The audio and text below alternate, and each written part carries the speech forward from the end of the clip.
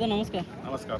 दादा काय सांगाल, आज नंदीला कुठेतरी दुखापत होती, नक्की काय झालेलं? नंदी थोडंसं कमी पलताना वाटला, नेहमीप्रमाणे नाही वाटत आहे. कसं आहे माहिती आहे का, काल परवा दिवशी बैल जरा पोटाचा बिघाड झाला होता, थोडा पोटामध्ये त्याला प्रॉब्लेम झाला होता. त्यामुळं काल डॉक्टरने सांगितलं का बैल, डॉक्टरला बोललं पाहिजे, डॉक्टरला काय प्रॉब्लेम नाही तर पळू बोलले, म्हणून आता पण बैल आणलाय पळवाला. तर बैल तेवढा पाहता सेमीला, गटाला पळाला नाही, तर सेमीला बघू काय करतो. दादा काय काय म्हणजे झाले नक्की नंदीला आपल्या? काय मला पण कळालं नाही, थोडी माझ्याकडनं काय ते खाण्यामध्ये बदल झाला असेल असं वाटतंय मला. त्या चुकामुळं तो प्रॉब्लेम थोडासा झाला बैलाला. दादा आज कितवी सेमी आहे आणि कसं काय नाही?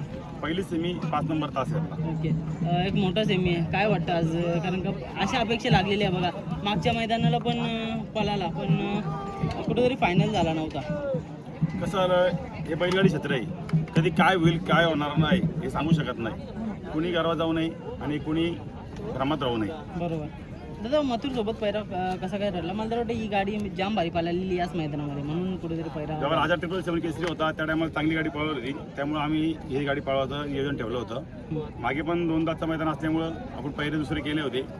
गटाला आपली बस झाली, सेमीला काही कारणास्तव थोडा काही प्रॉब्लेममुळे बैल आपला तासात गेला होता, त्यामुळे गाडी आपली फॉल झाली होती. आणि राहुल भाईंनी आणि शुभमनी गौरवनी हा बैल पायरा तसा ठेवायचा म्हणून सांगितलं मला. आमचा 15-20 दिवस पायरा आधीच झाला होता. ओके दादा काय सांगाल, बघा बैलगाडी क्षेत्र आहे ना, मैत्रीचं क्षेत्र आहे, दादांचे आणि तुमचे संबंध पण चांगले आहेत, काय बोला?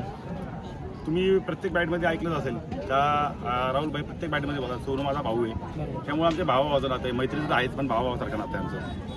त्याला मग एक मित्रांनो मोठी मुलाखत ना नंतर घेऊच, कारण का बघा आता नंदीला पण दुखापत आहे, थोड्याच वेळानंतर निघणार देखील आहे.